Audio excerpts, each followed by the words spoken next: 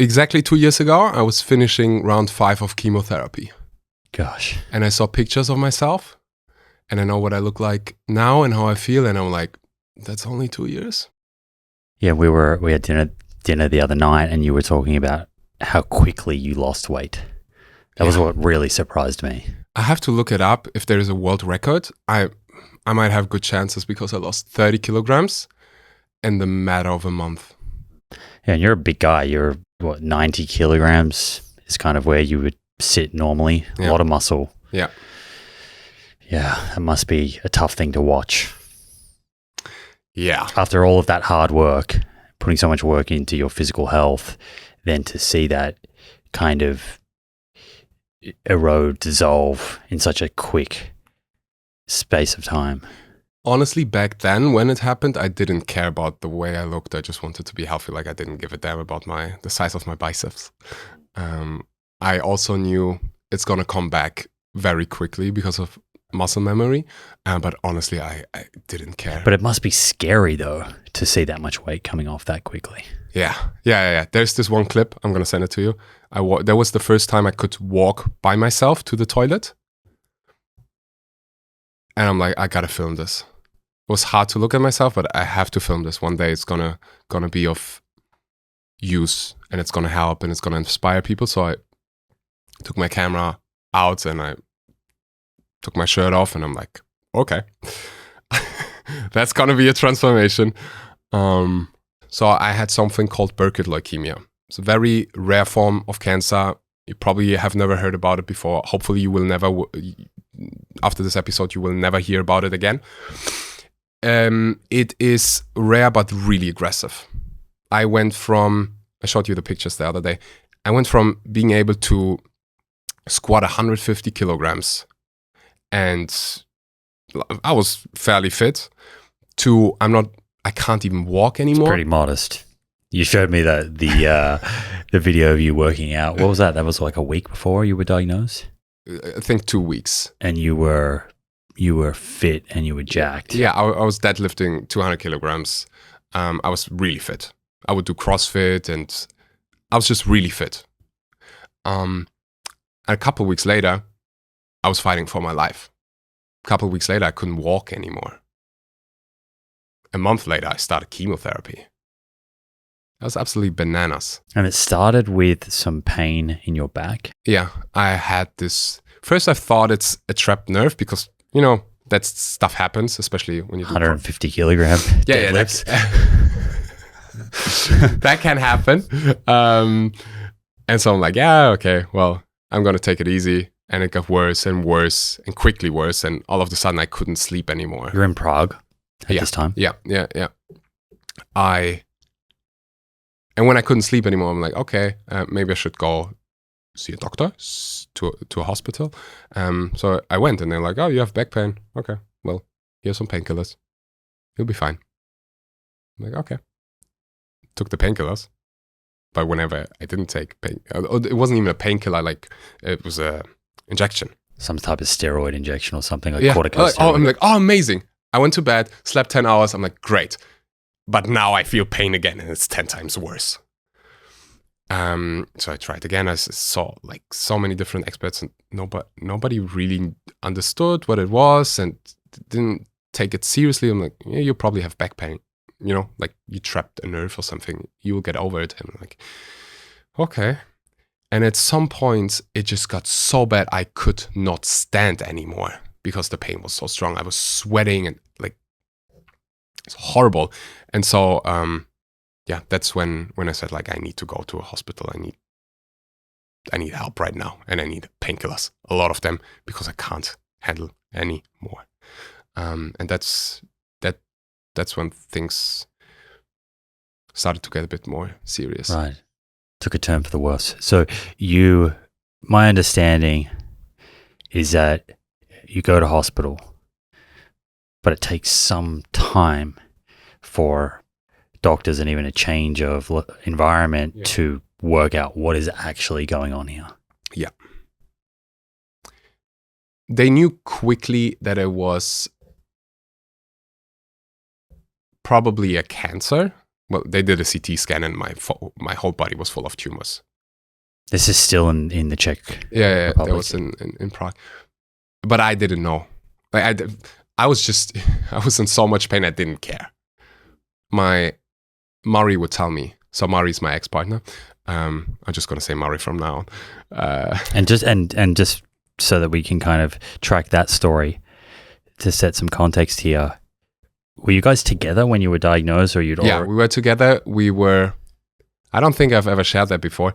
But our relationship at that point wasn't the greatest. She just moved out of our apartment that we shared together. And it was a challenging time. But as soon as she heard that I'm not feeling well, she was like, screw all of this, I'm there for you. So she went in there with me, and she protected me from most of the news. She wouldn't tell me. Or she would... I just got the chills. She would be very conscious about what words she used so that I don't get scared. She would say lymphoma. I was like, what is that? Like, okay. She's like, probably something with your kidneys. You'll be fine. And I needed that. So in my mind, I'm like, okay, it's something, I'll get rid of it. And it got just worse and worse and worse so quickly. Like in a couple of days, they had to give me morphine. That's how much pain I had. Like morphine is no joke. That's something you usually only give to patients who are like in a lot of pain. You don't feel anything then. Or palliative care. Yeah. So I'm on morphine, and I hear the news, and I didn't really understand it. I also didn't care. It was this fight, flight, or freeze response. I'm like, I'm fighting. I don't have time to think about this. Just tell me, what is the solution? And when I heard that the solution is, obviously skipping something, and I know you will ask questions, the solution is chemotherapy. And the odds, I wanted to hear numbers. I think they threw numbers into the room like 70, 80% of you survival. I'm like, 70, 80%, let's freaking do this. That sounds good. I also know that I treated my liver and my organs with a lot of respect so they can handle this. And you're fit and healthy. I'm fit and healthy, and I into recover. this with a lot of muscle. Yeah. I'll get through this. Because that's one of the biggest concerns, right, with chemotherapy is muscle wastage and weight loss. Yeah. Yeah, I have to be honest, I wasn't scared about that. I knew I'll recover. Like the muscle part, I did not care. I'm not talking about from an aesthetic point of view. Mm-hmm. I just think from a survival rate point of view, it's advantageous to have more muscle tissue going into it. Yeah, I had enough muscle tissue going into it, for sure. Yeah, I'm glad that you seem to document a bit of it. I'm not sure how much of it, but as you say, that is very powerful. And one thing that I've noticed from sort of watching from afar and looking at how people are engaging with the things that you're sharing, it's the visual of the journey that 100%. Seems to be, it's resonating with people. There's people that maybe are going through something similar and feel seen or heard. Yeah. And it's incredibly inspiring. Yeah, the amount of messages we get every single day from people who either go, yesterday I was on my bike answering DMs, and there was this one kid who had literally the same form of cancer, and his mother would reach out to me and say like, he's watching your stories every day, and I was like, I'm gonna send him a little video. And that is also what enables me now to talk about it, because I didn't do it for 2 years. I didn't feel comfortable. I didn't feel the urge. I didn't understand why would I do it. And now something has shifted and clicked. And back to the recording part, honestly, I didn't want to record anything. It was my... What was that block? Like, what do you think was stopping you from wanting to share? Was it vulnerability? That for sure. Also, there was this, especially when I recovered, I remember having this therapy session. And I told my therapist, I feel like because of this, I lost credibility. I am like I talk about health, I talk about those kind of things, and I got cancer, so that's a bit. That was like, if I would just share my honest thought at the time, I was like, I'm less of a good coach because that happened. But hang on, so you were It's rationalizing that you were telling yourself that story must be based on the premise of I got cancer and it was my fault. Like, were you blaming yourself? Because my understanding is that the type of cancer that you had, the kind of causes are not even known. Yeah. It'd be difficult to blame yourself for getting that cancer. It would be difficult to say, hey, I developed this cancer because I was living in an unhealthy manner. I'm not sure. Maybe I did. I remember also asking myself, early stages, I would ask myself, why me? Why me? And I would ask the doctors, and it drove me bananas. Ask a lousy question, you get lousy results. It drove me crazy to ask myself, why me? Why me? Why did that happen to me? And I asked them, I asked the doctors, why did this happen? I ate healthy, I exercised, I did all of the things. I didn't smoke, I didn't drink, all of it. Why on earth me? And they just said, well, sometimes injustice happens, sometimes shit happens. What do you think we're gonna we have kids here who are 2 years old who just got leukemia. What do you think we're gonna tell them? You didn't do your burpees? Sometimes stuff happens and it's up to you to decide why it happened. And I'm like, oh, okay. And back to the moment with my therapist, maybe partially I blamed me. Like, there could have been things that I could have done better, for sure. But it was probably just the fear of not being enough, and felt like also showing myself like this is, for sure. It's not always easy. It's also not. I know it's not easy to watch for my loved ones. My ex-partner, she sent me a message yesterday. Just before this episode, I prepared and I went through all of the pictures and videos, and I reached out and said, like, just you going through this with me was one of the most beautiful things I've ever witnessed in my entire life. So I just want to say thank you. Tomorrow I'm going to be part of one of my favorite podcasts that I listen to, and without you I wouldn't be here. And she then told me, like, good that you reach out, because I saw your video and things come up. It's hard for them to watch. I know that. She played a really big role. Yeah, in your I think without recovery. her, I wouldn't be alive. 1,000,000%. Yeah, it's kind of like the sub story. When I was thinking about everything you've been through, there's this beautiful sub story with your relationship with her, and there's a bit for us to kind of hopefully unpack there. But so you're speaking with your therapist, and you kind of have this sort of block, or you don't feel called to share. When does that change? How do you reframe things to say, you know what, I'm not going to blame myself here. Instead, I'm going to offer the world a great gift, because this experience that I've been through, I can inspire and I can teach other people that are perhaps going through similar challenges. Yes. So what my therapist does is, he calls it reality check. He asked me, okay, you have that thought, you have that belief. Let's do a reality check here. Let's see what reality really is like. Do you think because of what you went through, you learned anything new? I was like, yeah, for sure. I learned a lot of things. And he's like, yeah, tell me.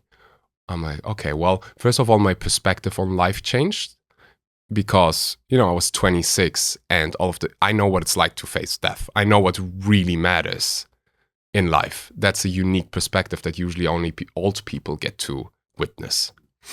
And I had to deal with fear, something that affects everybody here. Everybody has fear of not being enough, fear of not doing enough. We all have it. And it's one thing to recover from cancer. It's a whole different game to then live without that fear dictating your inner state. That must be a huge burden for cancer survivors. Yeah, it is. Every day I get this question, how on earth do you do that? And because I went through this, and because I asked for help, and because I faced my I don't like to call it cancer. I usually like to call it teacher. It gives me a bit, I don't know. When I hear the word cancer, there's this negative connotation also. Like my mom died right after I was born because of cancer. And so I have a billion things that this teacher taught me and made me better as a person, as a coach, as like so many skills that I had to develop, so many lessons that it taught me. And so at the end, he didn't have to say much. He just asked questions. I'm like, oh my gosh, if anything, I'm better because of this. And now a couple years later, I'm like, okay, I also see the power of sharing that story. And it's not about me anymore. I don't do anything. I don't do social media because of me. It's always been about other people. It's always been, when I started, it's been about animals and animal rights, and it still is. So I'm like, okay, if it inspires people, well, might as well share it. That fear that you would have experienced, I can't even imagine what that might have felt like. I can't imagine. It's not real in my mind to think about having 5 days to live. How do you turn that fear into hope, or how do you manage to have some hope when you're given a prognosis, a diagnosis like that? There are fight, flight, or freeze responses. When I heard it for the first time, I was like, fight. I didn't focus on the fear. There was no time to be afraid or something. I remember how there were like 5 doctors around the bed. I was on morphine, and I remember this. So this was a big moment. I would look at them. They would say it, and I'm like, I'm not exactly. Why are you acting so seriously? That's what I responded. Like, what's the problem here? I don't know if it was delusion or denial, but looking back, it was good. I was like, yeah, whatever. There's no chance that this is happening. And I honestly don't know where this response came from, but it was gut. It was hard. I'm like, no, there's no chance that this is happening. And that's also how my loved ones reacted. They're like, no, there must be a solution. I was riding here this morning from Uluwatu. I've been in Uluwatu the last couple of nights. Oh, wow. You're on the other side. Mm-hmm. So my bike ride this morning was a little bit longer. And do you know Fred again? No. So he's an artist, and he's touring in Australia at the moment. And just randomly, I got a coffee this morning, and a friend of mine was trying to buy tickets to go and see Fred again, and prompted me to listen to. So I was listening to his music on the way here, and rather serendipitously, I was listening to this song, and the lyric was, "If I can live through this, what comes next will be marvelous." Wow. What comes next will be marvelous. Wow. I love that. Right, and that song is, I think it's called Maria by Fred again. You got to play this epic dance tune. I love that. Right, that could be the theme song for this episode, perhaps. 1,000,000%. Because when I was hearing that lyric, I was just imagining that letter that you wrote to yourself. I read that, and I couldn't help. My eyes were watering. Honestly, it was touching. It was raw, and I can see how if someone else is currently going through what you went through, that letter would offer tremendous hope.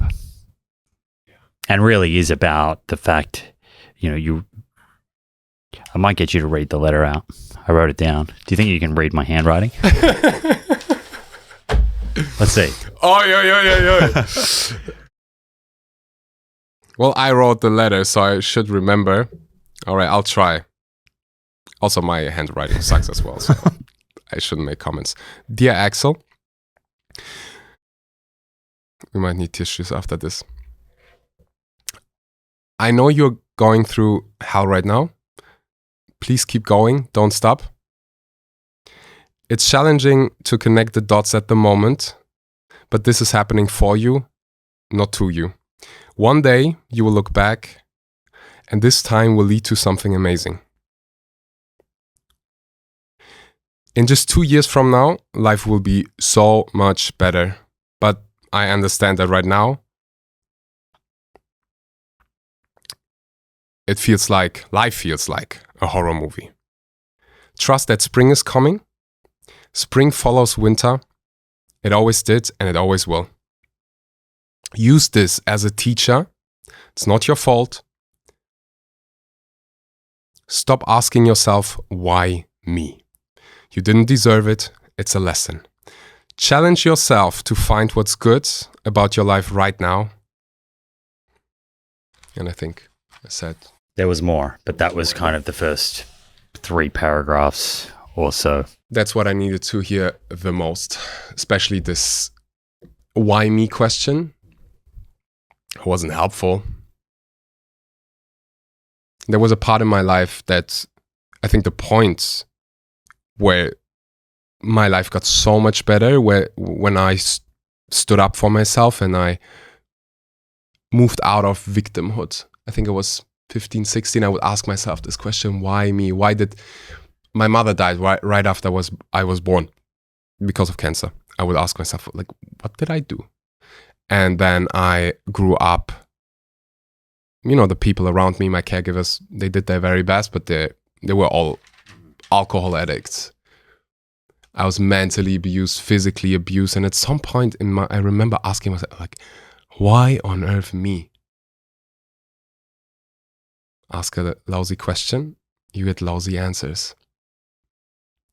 And so back then, and also 10 years later, shifting from why is this happening to me to why is this happening for me, changed everything.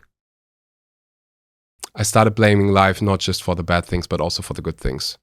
That perspective shift was prior to this. I did that before. So back then, like, I had to find a new story for my childhood. It was a nightmare. And at some point I realized, okay, because of all the hardship, because of the challenges, because of the abuse, I am the man that I'm proud to be. Like, I wouldn't be that man. I wouldn't have the skills. I wouldn't be so thoughtful. I wouldn't be sensitive. I wouldn't be able to read emotions that quickly. I wouldn't be so close to my siblings. And especially that part was like, okay, there's beauty in that as well.